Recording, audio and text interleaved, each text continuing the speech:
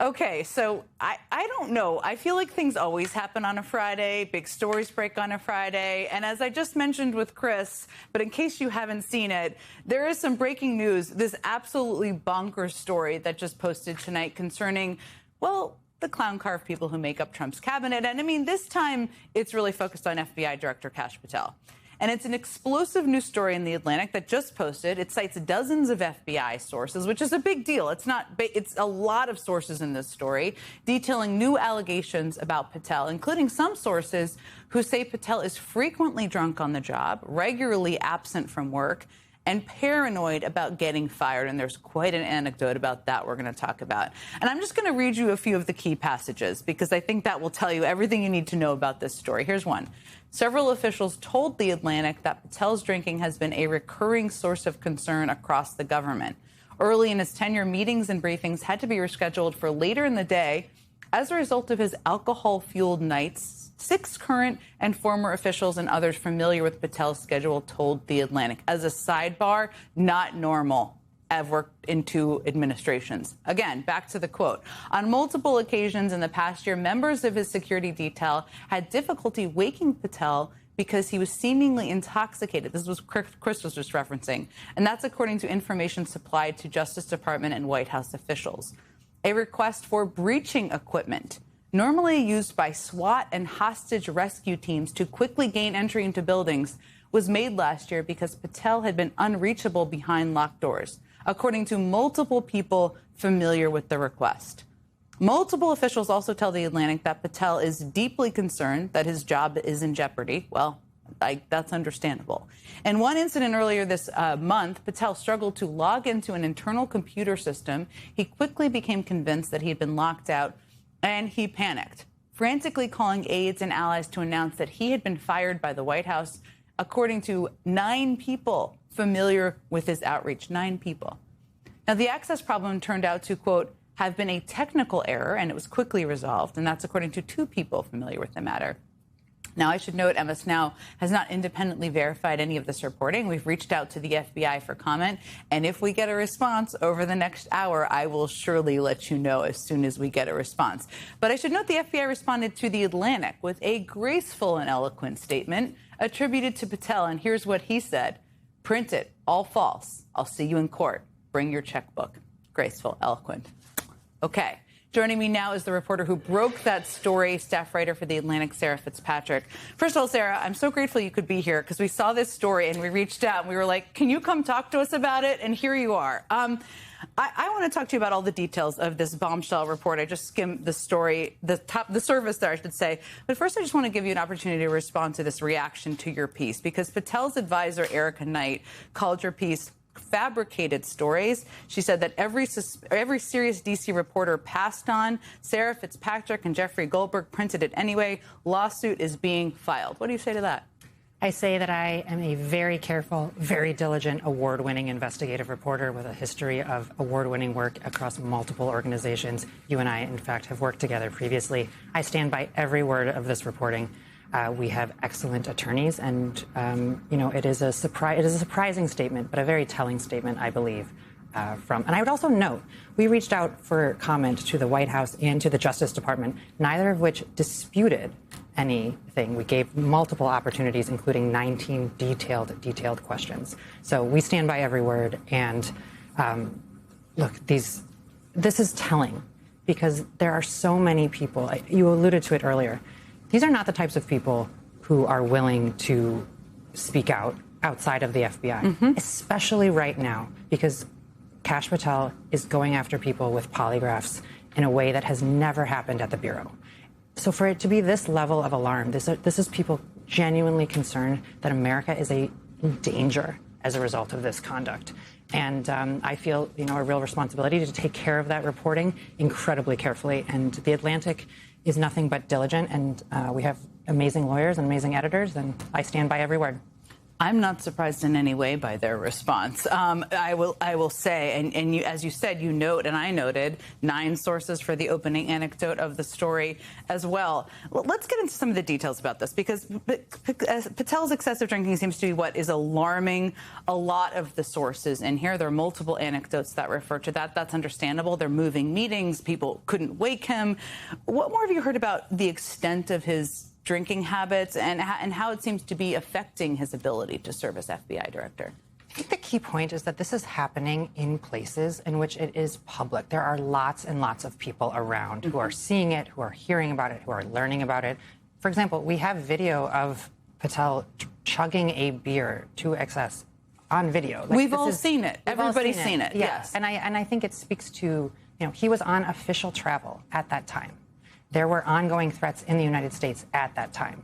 So, it is a very, very clear pattern that has occurred in multiple locations over a long period of time. And it's that pattern which is giving everyone pause. These are not one-off events.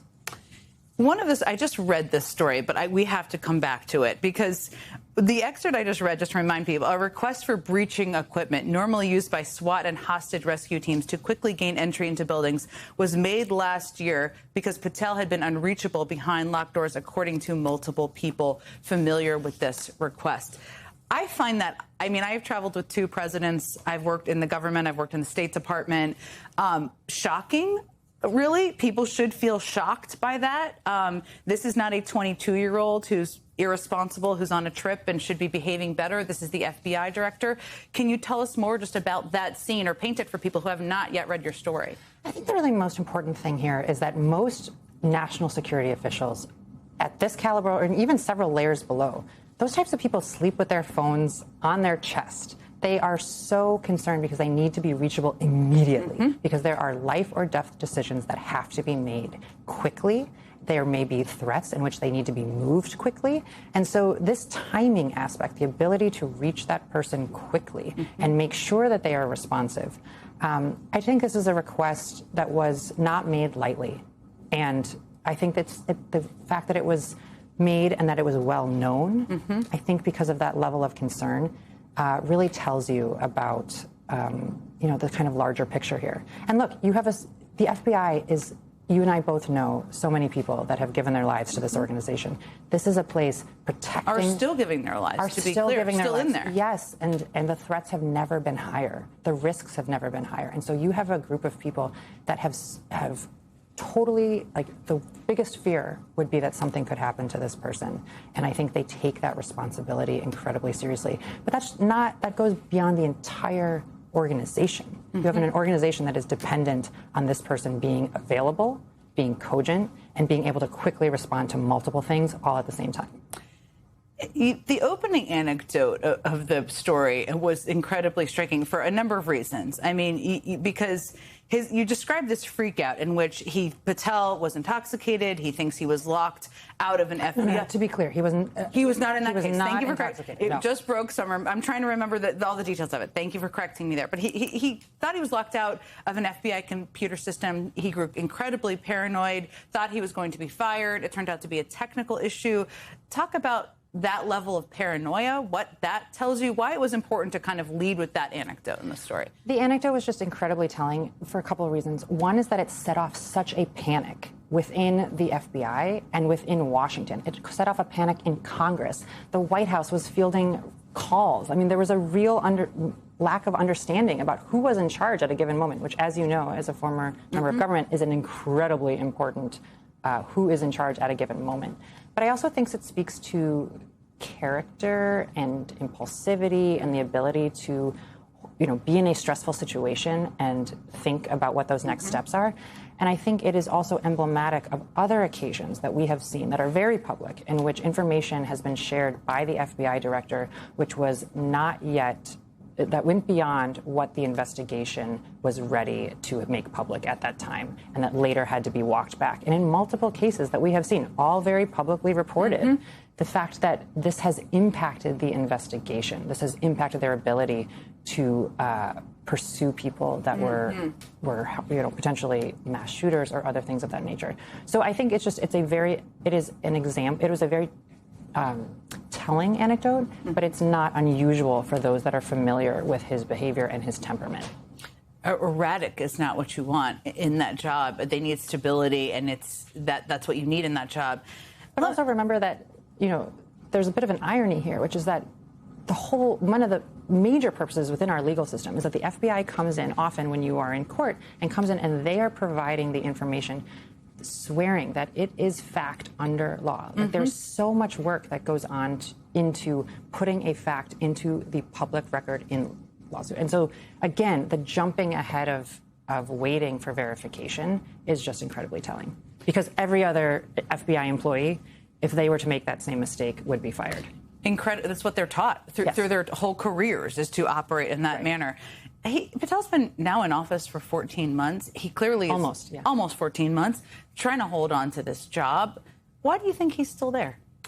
It's interesting. I think that he has at times, a very close relationship with the president. And the president views the Justice Department as a means to go after his perceived political enemies and punish them, either by harassment, expensive legal suits, by firing them from jobs, believing that there are deep state people within the national security and the justice system. So I think that Patel has been very willing to take those requests, those orders that come directly from the president, and use the resources of the FBI to direct them towards those kinds of personal projects of the president. And that's really, really important here, because you only have so many people, you only have so much time, and you have to decide as the FBI director, are you pulling people away from following a terrorist? Are you pulling people away from monitoring people who are abusing children? Are you pulling people away from other crimes that are really, really significant and have massive harm? And I spoke to so many officials who said to me, this is what I worry about at night. I cannot sleep at night because I'm worried that I may have pulled something away from somewhere and I've had to reorganize something, and people may be harmed as a result. And so I think that was the really sobering thing that stuck with me throughout this reporting, that I would want every American watching to really think about, because we are at a moment of unprecedented threats. That is not an overstatement. We have unprecedented threats, and we have to make sure that our resources are used accordingly. Sarah Fitzpatrick, this is a really incredible story. Everybody should read it just to understand who's running our government right now. Thank you so much for hustling your way over here and helping really give us more meat on the bones of the piece. Thank you again. Thanks for having me. How has Kash Patel managed to stick around this long? I mean, we understand this is an administration that values loyalty over competence. I understand he has a certain appeal with a sector of the MAGA base. But at this point, what a headache. What you keep hearing from folks is that he wasn't the biggest headache for Donald Trump, right? You had Pam Bondi, who was much more frustrating. You had Kristi Noem causing him more problems, especially with the base.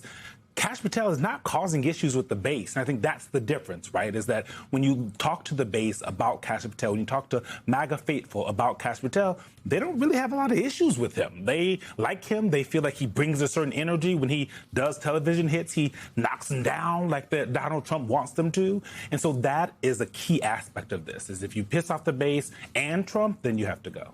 Well, there is that. And that's an important part of the whole thing. I mean, I've been saying it from the very beginning. When the first stories came out reporting Kash Patel's demise, I kind of laughed at them because he is of value and remains of value to Donald Trump. Now, yeah, he doesn't like to see his FBI director out there, drinking it up with the boys at the Olympics. And he doesn't like all the noise about the airplane rides with his girlfriend. He doesn't like a lot of stuff. But I think Eugene puts his finger on the right pulse here, and that is his base loves him. Now, the only little tweak with the base is there's still this little Epstein thing that Kash Patel was out there banging the drums for. Now, that's gone silent. But the reality of it is Kash Patel ain't going nowhere until he tripwires the base and Donald Trump at the same time. So let's bring in MS Now senior investigative reporter Carol Linick, who's just broke that story on Kash Patel, and MS Now legal analyst Mary McCord, who's breaking all kinds of stuff, too. She served as principal deputy assistant attorney general at the Justice Department, and she's the co-host of MS Now's Main Justice podcast. Carol Linick, the hardest working woman on the Justice Department beat. I want to read from your story with Ken Delanian today on the Patel polygraphs. Patel has walled himself off from some senior bureau leaders this week in the wake of multiple media reports that raised red flags about his leadership, according to 3 people familiar with his recent actions. 2 of the people told MS Now that the director ordered the polygraphing this week of the former and current security detail members, as well as several information technology staff. I'm going to read something else. Sorry, producers. The FBI director demanded the polygraph examinations to determine if any members of the team that accompanies him on his travels or staff who have access to sensitive details about his decisions have communicated with reporters. That seems like the gist of this all. Doesn't that happen sometimes? There are leak investigations. I've heard some of my sources in the past get leak investigations on them. But all of this feels a little fishy, I think, to people. You know, there are leak investigations. I've written about some of them. I think my reporting has been, I know my reporting has been the subject of some.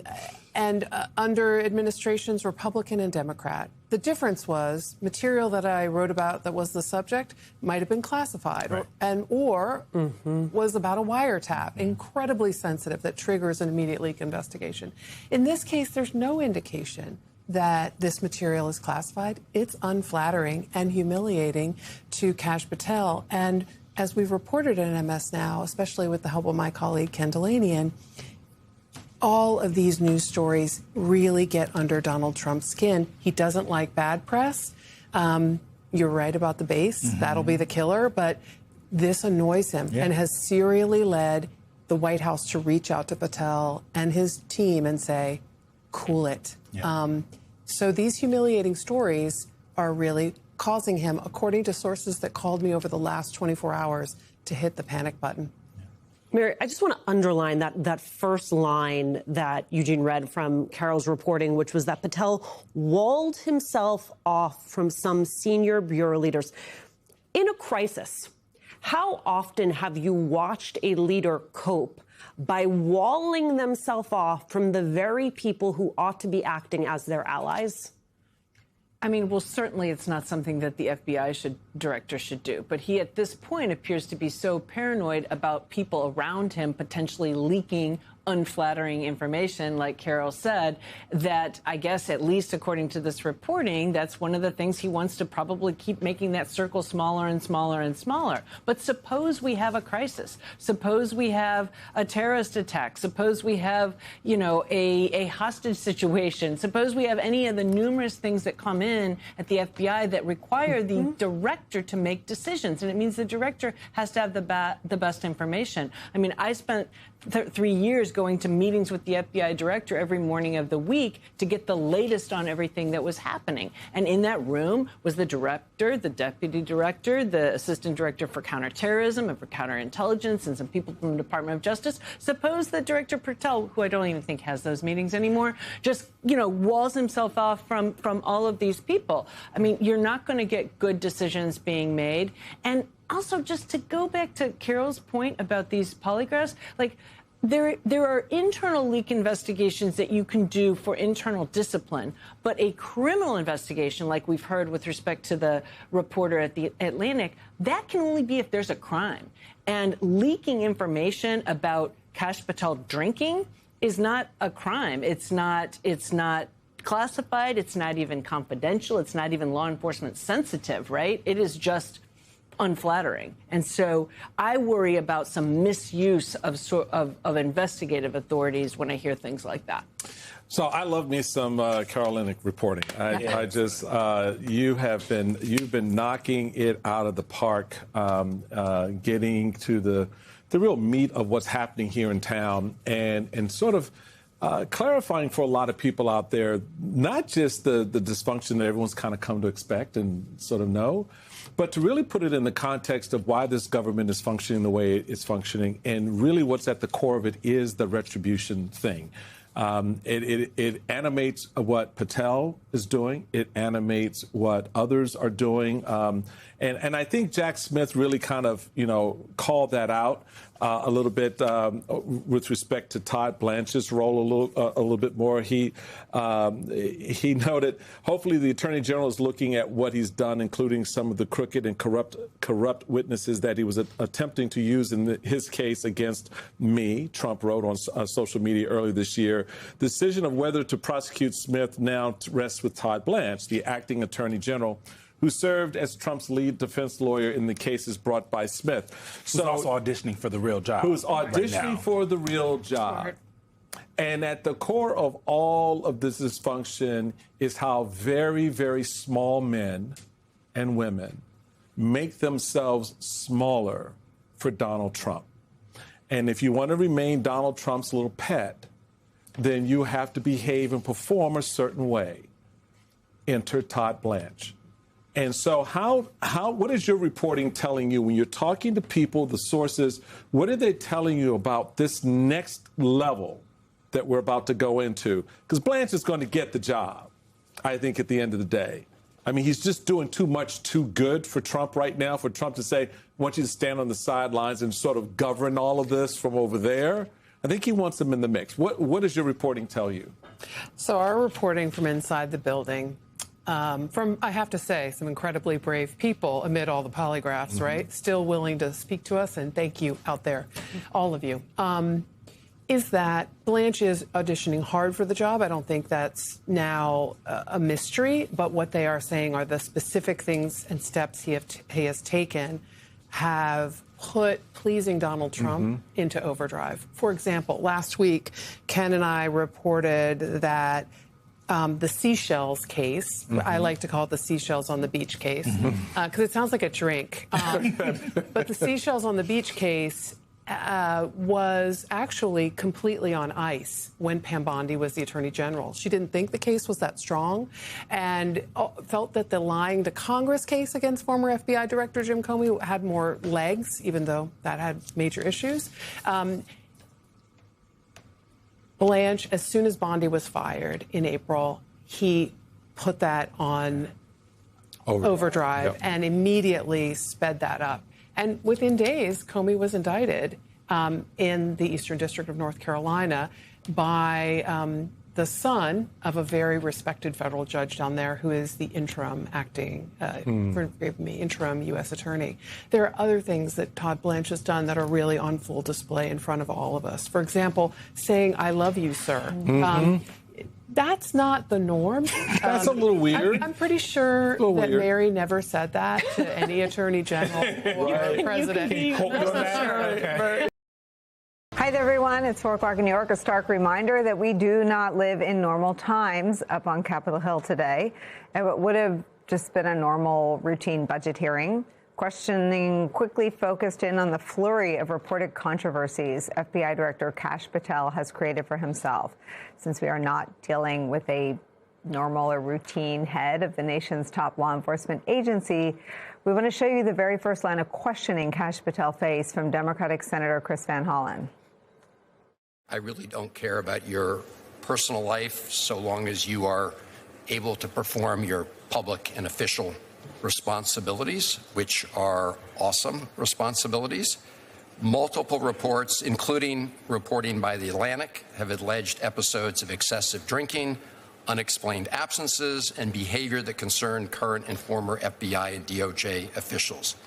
You have publicly denied those allegations and filed a defamation lawsuit. So today, as you testify before Congress, is it your testimony that those allegations are categorically false? Unequivocally, categorically false. So there have been no occasions during your tenure when FBI personnel were unable to promptly reach you? Absolutely not. You can ask my entire workforce. They hear from me at every single hour of the day, as do these great gentlemen here, as do the men and women of the interagency and state and local law enforcement in the White House. And so there have been no occasions when your security detail had difficulty waking or locating you. Is that right? Nope, it's a total farce. I don't even know where you get this stuff, but it doesn't make it credible because you say so. I'm not saying it, Director Patel. It's been written and documented. You are literally saying it. No, I'm saying that these are reports, Director Patel. You running a $7,000 bar tab at the lobby bar has been filed by your own office. This goes to show drink during the day. That's you. This is the ultimate example of hypocrisy. Mr. Chairman, I will not be tarnished by baseless allegations and fraudulent statements from the media. The fact that you mentioned that indicates you don't know what you are talking about. Extraordinary, extraordinary, even by today's Trumpian reorganizing of what's normal.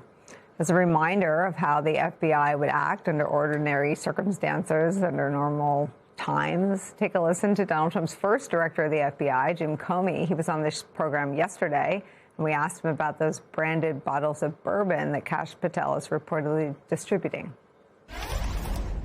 What is Kash Patel's deal? He just was reported to have made Kash Patel with the S as a dollar sign, and his name is on an FBI emblazoned bottle of bourbon. Did you have bourbon? I did not. No?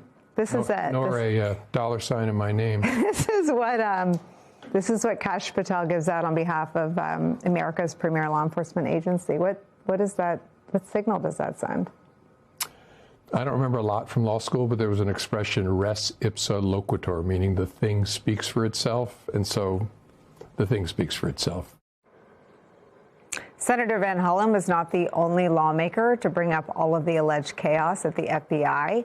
Here is Senator Patty Murray.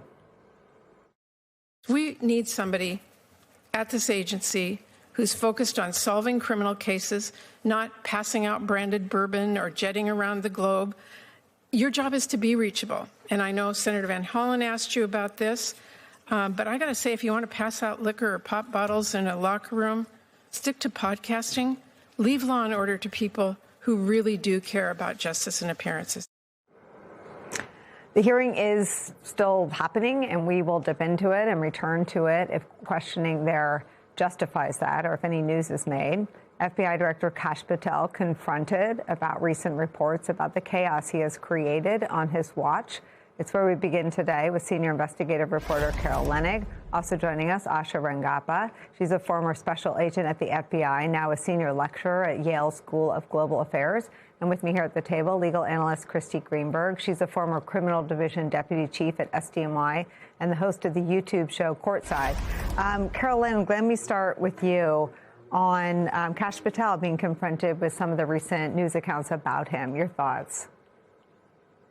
I thought it was interesting for him. Interesting is probably a Minnesota kind of euphemism, Midwestern euphemism.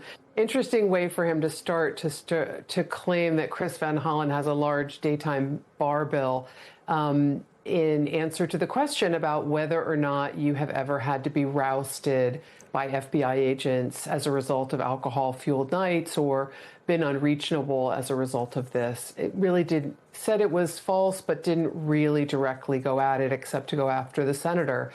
There have been many times, Nicole, that my colleague and I, Ken Delanian, have written about activities by Kash Patel that have disturbed and worried FBI agents. And in almost every case, the FBI, via the director or the spokesperson, have denied these things as absolutely false. And I watched Patel deny all these things as absolutely false that I personally know to be true. For example, that at his direction, numerous agents were polygraphed who had been on his security detail. Those both who had been and are currently on his security detail were being ordered to being polygraphed last week. He said that wasn't true, and I know from our sourcing and other materials that it is. So it worries me to see this kind of pushback, but I understand from the sources we have inside the FBI and the Justice Department that Kash Patel is really trying to put down all of this reporting and squelch it because his job is really on the line. Let me just make sure I understand what you're saying. Did he lie before Congress today? I would like to pause before I say that big word, if you don't mind, but I would say that I know it to be true, that at his direction, agents were polygraphed. And though I don't have the tape in front of me, I watched him today say that it was not true that these polygraphs were ordered by him. Asha, let me bring you in on this. The first thing I thought when I saw that first exchange was I thought about all the pardon reporting that we have, and that these people are operating in a way that is very clearly in response to the literal distribution of pardons, that culture seems to have seeped into the things that we see that you used to be able to have some confidence that what was happening before Congress was, sworn testimony. They take an oath. And I had the initial reaction that he was denying things that were sourced in stories with Carol and Ken's awesome number of sources with their combined decades of relationships in the agencies they cover. The Atlantic's, dozens of sources, and to come out and categorically basically smear all that reporting as false felt like a new chapter in his leadership at the FBI. What did you think? Well, Nicole, the I'm rubber, you're glue defense is never really a great defense, but it's unbecoming, I think, for the director of the FBI. The FBI should be sticking straight to the facts, answering straightforwardly. We did not see that. And I think to your point, Nicole, what we're seeing, I think, is a manifestation of a culture of impunity, because really what is the deterrent for him? Even if he were to not tell the truth under oath, what enforcement is there? I think we can expect that all of these people are going to have pardons on their way out the door. I think that's what you're getting at. So there's no real incentive here. And, that's the culture that's been built. And there's also a personalist culture. I just want to add this, in terms of the signature bourbon bottles, et cetera. I think what we're seeing with these cabinet officials is sort of what we see with Trump, which is there's no ability to see that what the organization they're running is separate from themselves. It is them. For Kash Patel, he is the bureau. And so, he slaps his name on everything, challenge coins, bourbon bottles. I have to tell you, there's a lot of merch that's FBI, branded. I've never seen anything with an FBI director on it, with the exception maybe of J. Edgar Hoover, but, he's Hoover. Mm-hmm. So I think this is just a whole culture that we're seeing manifest right now. Let me show all of you two pieces of sound. This is Kash Patel's response to a question about morale, and then this is Brian Driscoll reacting to the political purges that happened on Kash Patel's watch. How's your morale at the FBI? Morale has never been better. When I go across the country and I talk to the line agents and the intelligence analysts and professional staff, I travel around the country, I talk to our state and local partners. They tell me one thing resoundingly: we're finally going to do the work that we were asked to do with the resources that we needed to get the job done. And that's what this administration is focused on. There was never any specific allegations or accusations coming from Beauvais that, these people on this list committed some kind of legal or policy violation. In the lawsuit, it says that Beauvais told you that an allegation of misconduct was not necessary for him to terminate FBI personnel if he subjectively felt a loss of confidence in their ability to carry out the president's agenda. When that request was made, we take it in. Tell me more. Why? Cultural rot in the FBI. That was a phrase they used, cultural rot. Yes. All of these other uninformed and wrong opinions. So everything that I have read about Brian Driscoll supports and suggests that he is sort of an agent's agent. I think one of the attempts he made publicly to try to save his job and protect those around him, which seems to be the motivating factor for most of the agents, to protect people under them and around them, was this very sort of Trump-friendly list of top 10 bad guys they caught. This is someone who tried to hold the line, and left and described basically bogus predicates for the political purges of agents who worked on the cases into Donald Trump. Asha, what is the true answer to the question, how's the morale at the FBI? Well, Carol will have more sources than I do, but some of the words that the people that I know who are still there are using are clown show, utter chaos, and I think the morale is very low. I mean, this is a conservative small c organization. I think they thrive on sort of being a very steady ship, and that's just not what it's been under Patel's watch. Ken has got some new news for us, some breaking news, but I want to get you first, James, on the allegations that Raskin is laying out about these payoffs. He calls them payoffs. He does call them payoffs. And what we need to understand here is the procedure that makes this possible. So there's a law called the Federal Tort Claims Act. Now, that's a mouthful. But what it exists to do is when the government wrongs someone, this act exists to help make them whole. If you slip on a banana peel in a federal office building, you should be able to get compensated just as you would in a supermarket. The problem here is that historically and administratively, what that law requires is a period in which the government gets the opportunity to decide whether to settle a claim. You must file an administrative claim first before you file a full lawsuit. And the idea there is that the government should settle meritorious claims and should avoid the cost and the inconvenience for everyone of litigation. What has happened, though, is that this administration is driving a truck through that hole. And what they are doing is they are using that gap, that period where you file the administrative claim before the lawsuit, not to settle meritorious claims, but to pay their own. That's what Congressman Raskin is alleging. And it's kind of in part and parcel with a lot of the other claims of people getting paid, Donald Trump's allies, supporters of his who have been accused or convicted by DOJ for various crimes, suing the government and getting paid off. There have been a number of cases of this. And Donald Trump, by the way, is suing the government, trying to get paid for a leak of his taxes. The president of the United States is suing the American taxpayers for $230 million. And you know who makes the decision on whether he gets to settle that claim? At the moment, Todd Blanche. Okay, Ken Dilanian, you've got some new reporting. Yesterday, I was curious about the stats that Kash Patel was rattling off in answering various senators, including the senator we just played, Senator Kennedy. He held up at one point a laminated sheet that showed all of the crime stats under his leadership. What have you found out about those?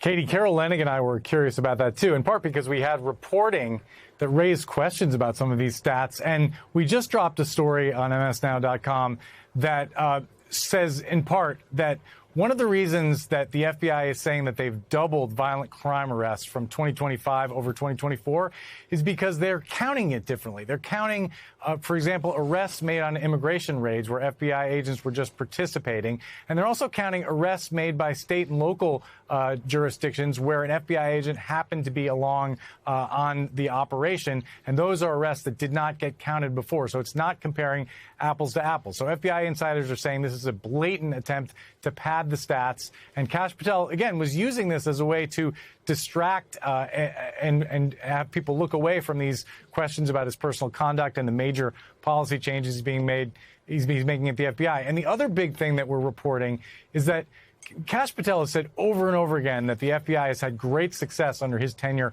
capturing fugitives on the vaunted 10 most wanted list that's been around for decades. When we looked into this, we found out that of the 6 people who were captured from the most wanted list during Kash Patel's tenure, 4 of them were captured the same month they were placed on the list, and 2 of them were captured within 24 hours. And when we started talking to people about it, what we learned is that essentially the FBI is gaming the system, according to insiders. They are putting people on the list, elevating people to that list that they know are about to be captured. In one case, a fugitive in Mexico was captured an hour and 13 minutes after being placed on the list. And of course, to mount a complex operation to capture a fugitive in Mexico takes longer than an hour of planning. So they knew that was underway, and they put this person on the list. And then Kash Patel goes out and says, hey, we're way better than the Biden administration at capturing people on the 10 most wanted list. Now, look, it's great that they're capturing these fugitives. No one is disputing that. It's just the idea that Kash Patel is boasting that this is somehow a feather in his cap as the FBI director because of these stats that really don't pan out as he's suggesting they do, Katie. So, David, can you help me understand why Republicans are going along with this? There are the serious political allegations, but the drinking allegations alone. I mean, why aren't they even asking about it? Because he works for Donald Trump, and they don't want to pick a fight with Donald Trump in the middle of primary season.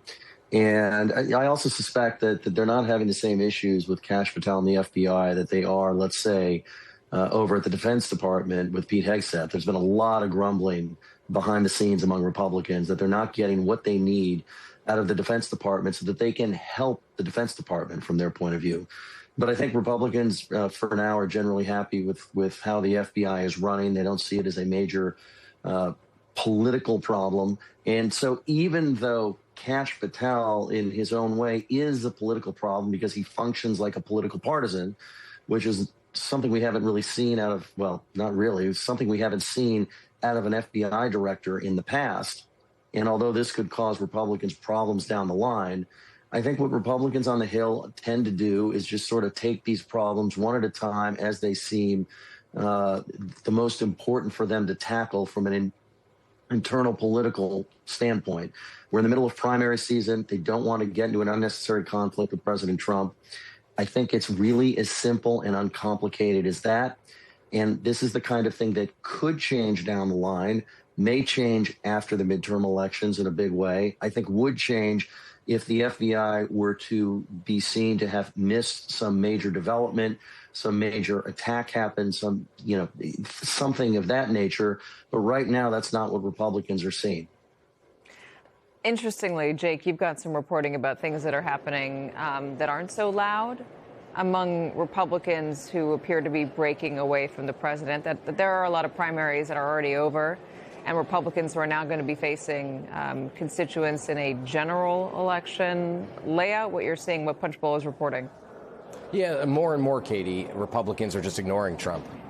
He asks for things and they just kind of let it go. I mean, he's asked for, the big headlines, $1 billion for this ballroom, which Republicans are cool too. He asked for the House to pass the Senate housing bill, which Republicans are not doing. He asked for a gas tax holiday, which I think they will ultimately do under pressure from the rank and file, but the leadership is really not eager to get that done. Just across the board on all of these issues, they're putting distance between themselves and Trump, whether they mean to or not. And I think there's good reason for that, given his approval rating and also just the practical. You don't know, not you, but no one knows when he's serious and when he isn't, right? I mean, it's sometimes he just riffs on X or on Truth Social, and we don't know whether that's a policy proclamation or not. So we're seeing this more and more up here on a day-to-day basis. Trump will ask for something, Congress will all but ignore it. And I think it's notable for a party that's been so closely tied to him legislatively for so long. Do you anticipate hearing louder disconnects between these Republicans and the president as we get closer and closer to November? No, I don't. Because, listen, you still need Republicans to turn out to win Republican elections, right? If it's a Republican district in a midterm where Democratic turnout is expected to be high, you're still going to need Republicans to turn out. So it doesn't behoove them specifically to say, something nasty about Trump or come out against one of his big policies. But on these small policies, it's a lot easier to put distance between themselves and the president. And I think that's notable. I want to play a little bit of sound, an interview with Brian Driscoll, the former acting FBI director. He sat down with CNN to talk about how he dealt with Patel and also Emile Beauvais, and specifically making politically motivated terminations and demands. Let's listen.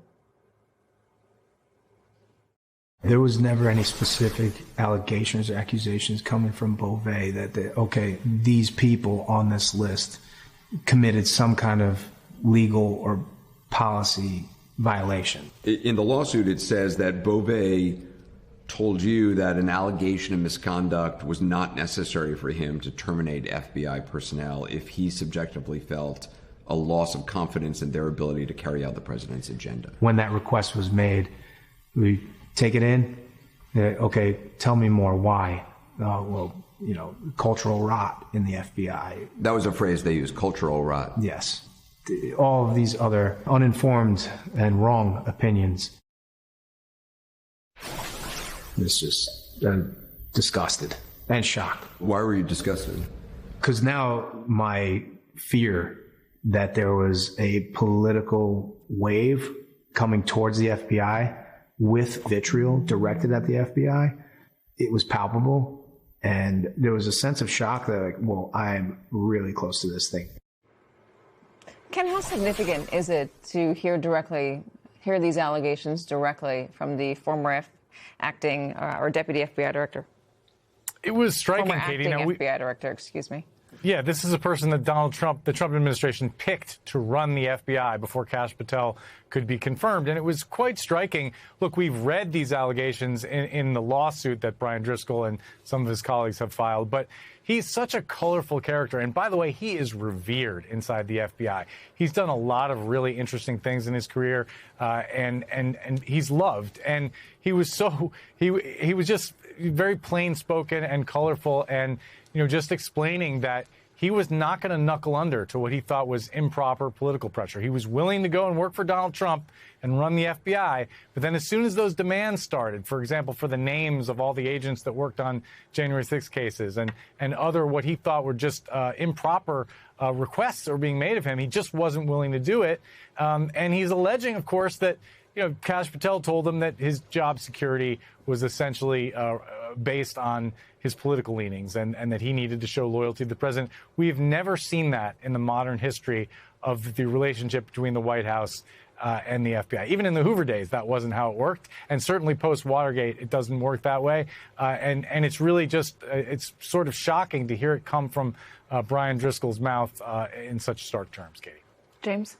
Yeah, to Ken's point, and just to echo what he said about being revered, the loyalty over competence theme could hardly be starker than it is with Brian Driscoll. In fact, Chris O'Leary, who's an MS Now contributor, said earlier on this network today that the Brian Driscolls of the world don't grow on trees, which is to say you lose that kind of expertise, that kind of competence, and you don't have the ability to replace it in an instant, no matter who you are. Another day, another troubling headline about FBI Director Kash Patel's use of taxpayer money.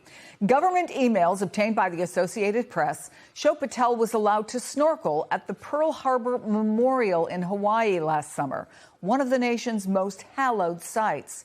As one Marine veteran trained to check on the site put it, it's like having a bachelor party at a church. At the time, the FBI had insisted Patel was there on official business. What they didn't say was that Patel returned to Hawaii later for 2 more days, and that's when he went on that private snorkeling excursion. It is the latest in a pattern of Patel blending professional responsibilities with leisure activities on the taxpayer's dime. Joining me now is Michael Feinberg, MS Now national security and intelligence analyst and former FBI assistant special agent in charge. Michael, first, have you ever heard about anything like this before? I have not. Actually, quite the contrary. It's drilled into special agents who make up most of the executive ranks in the FBI from their first day at the academy that they should not leverage their position with the U.S. government to accrete to themselves private benefits like this. There's a legendary story told to new recruits about something as simple as a veteran agent trying to get more meat on a deli sandwich and how inappropriate that was. That is the example used to show you what using your position to gain an out-of-line benefit looks like. What Kash Patel is alleged to have done is orders of magnitude worse than that.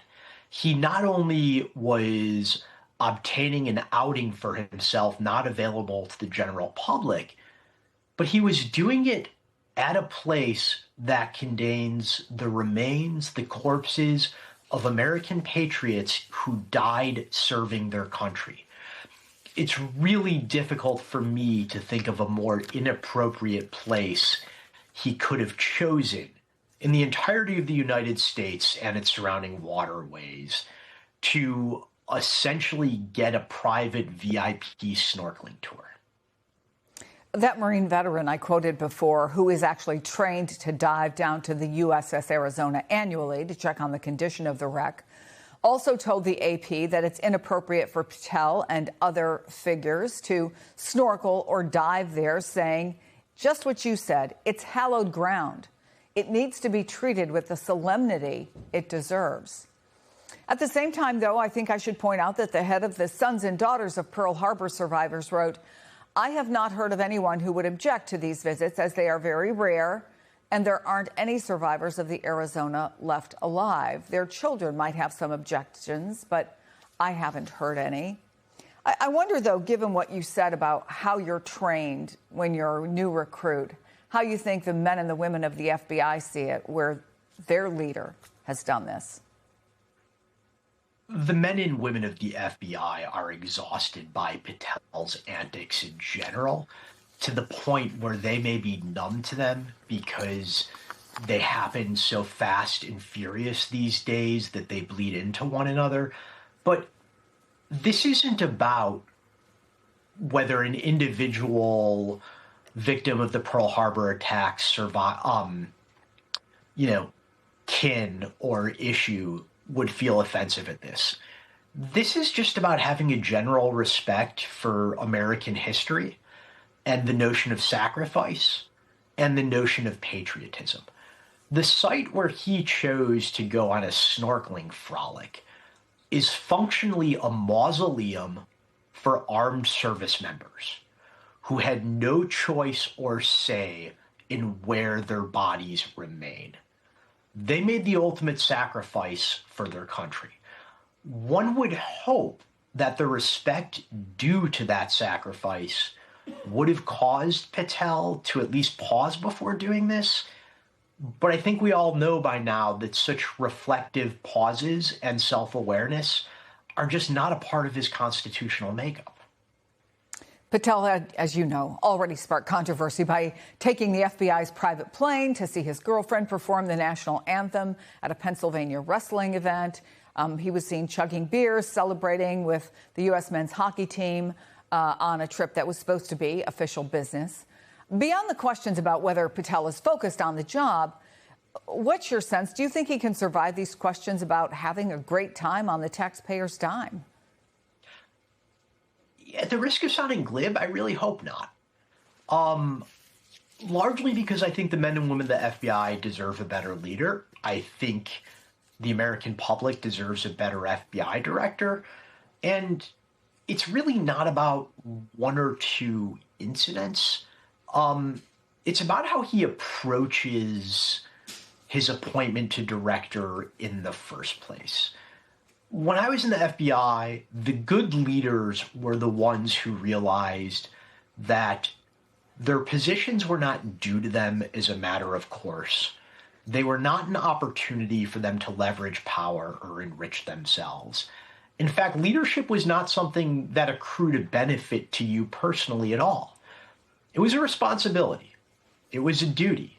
It was a burden. Your job was to be a protective shield to stop outside forces, externalities, extraneous details from stopping your team from doing their mission.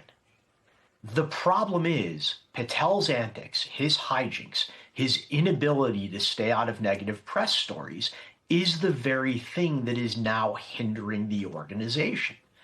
If he had any dignity and respect for the country as a whole, he would realize that the reputation he has earned is harming the Bureau, and for the good of the workforce, he would step away.